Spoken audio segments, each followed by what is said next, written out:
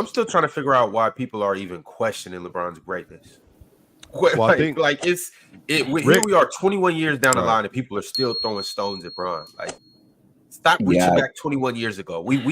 This man has given us 21 years of pure greatness, nothing short of that. Because, you know, when people push back on LeBron saying he like this and that, the chosen one, I'm trying to figure out like just better all around athlete. I don't know if there's a single person that has a better all around skill set as an athlete, at least in the last 124 years that I can think about.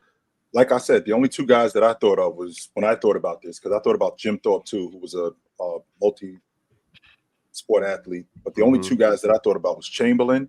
I mean, Chamberlain was a high jump champ in college. I mean, Chamberlain was a ridiculous athlete, and I mean, Bo Jackson played pro football and pro baseball at the same time, and he wasn't just on the roster; he was awesome. I don't know if you guys know this, but Bo Jackson, when his first year playing with the Raiders, he made the All-Star game and the Pro Bowl in the same year. Right. No other athlete can say that they did that. Nobody. So, and when I think about in terms of athletes with James, I mean, I feel like James would have been an awesome football player.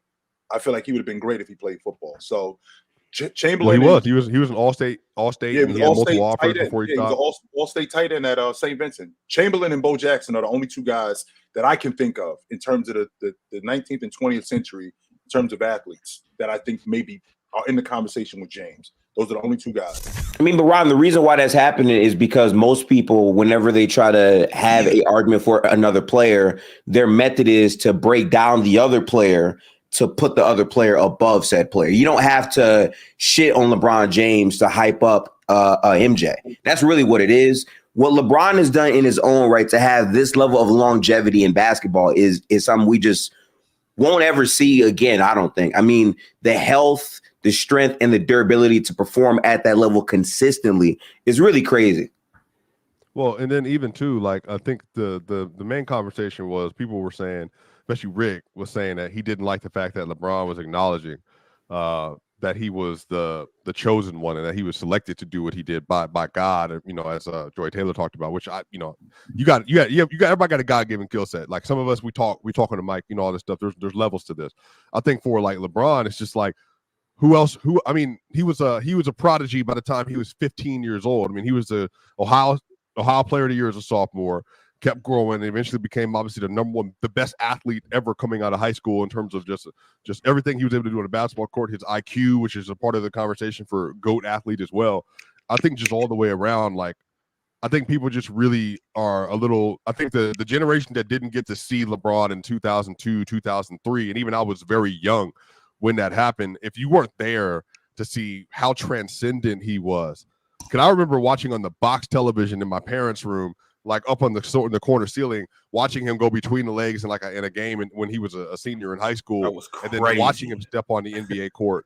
I mean, it was nothing like him. And everybody talked about Zion and his explosiveness. That was 20 years ago. 20 years ago. Everybody talks about Zion and stuff. And Zion for sure is like one of the most explosive we've ever seen, top three.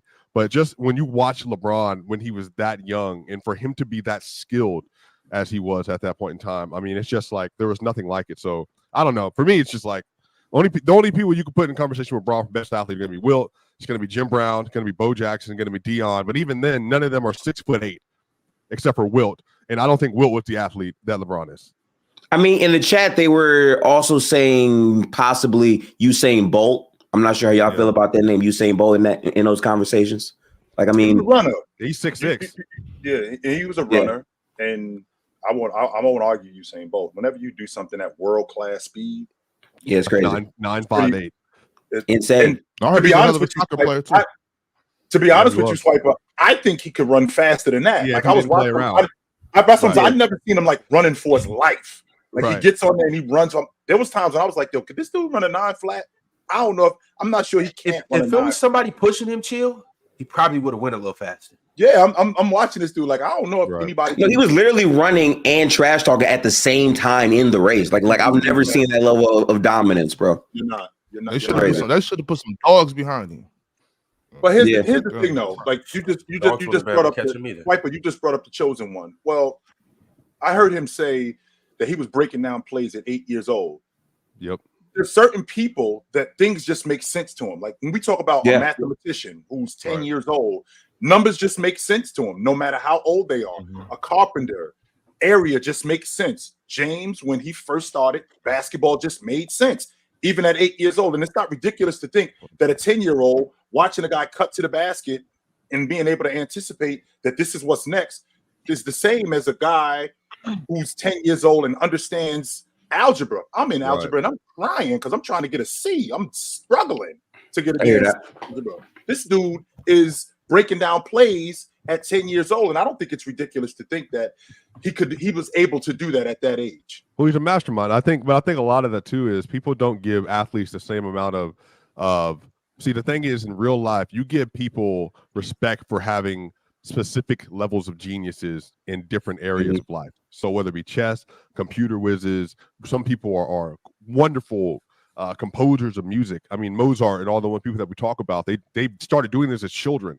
And I think writers even, but I think people like LeBron, there are just people that are able to diagnose things within something they care about. And on sports, because sports is really geometry and it's about angles and understanding like leverage. And so there's physics and stuff involved. So I think there are certain people that their brains might not be able to tell you linguistically why they understand what they understand, but their brains are still able to break things down to where, oh, this is easy. And I think LeBron also in the podcast, he talks about how there's a level of IQ, and if y'all seen the show, there's a level of IQ when you get to the Western Conference Finals or the Eastern Conference Finals. The 4 teams that are there, they have the utmost talent in the league, but the difference is that they have the coaches, but then they have these individual players that are like the ones that win are geniuses and how they process the game and process information. And he brought up himself, he brought up Yoke, he brought up Steph.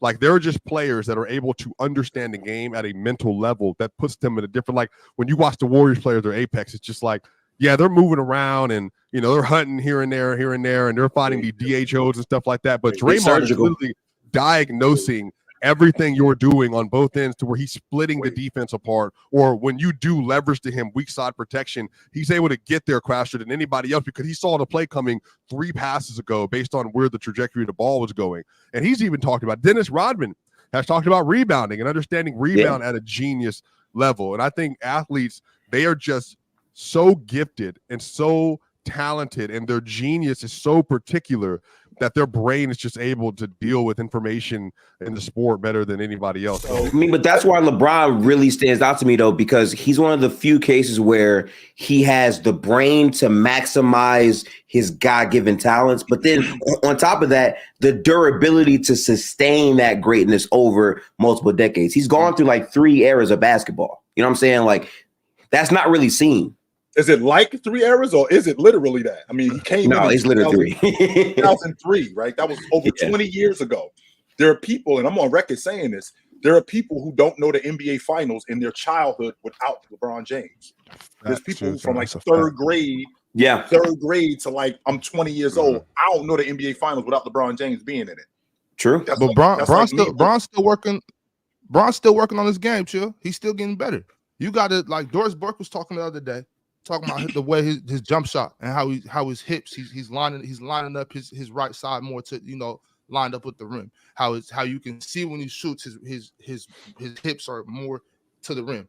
And I guess she said she was talking to him about that, like, have you been working on that? And he just kind of laughed, like, well, you know, that stuff don't happen on accident. Like he's fine. He's still a crazy athlete, but he knows that his athleticism is dwindling or gonna dwindle eventually. It's the player choice way. Yeah, them boys don't get it started. The player choice way. Yeah, the player choice way. Come and switch lanes into the player choice way.